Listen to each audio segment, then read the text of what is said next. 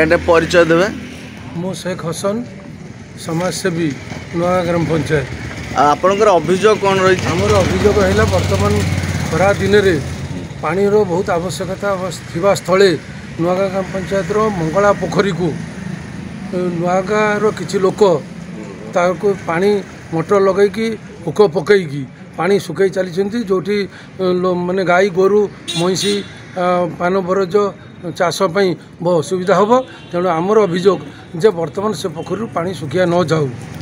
कौटी कौटी आप सब अभियोग कर? आम वीडियो नियाली को अभियोग करूँ, तहसीलदार को करूँ, जे इलेक्ट्रिकाल को अभियोग करूँ एवं मुख्यमंत्री कलेक्टर सब कलेक्टर पीडी एमान को ईमेल जरिया आम जन। जदि एटा न करा जाए ताले आम आंदोलन पंथा अवलंबन करूँ कि आईन आश्रय नौ।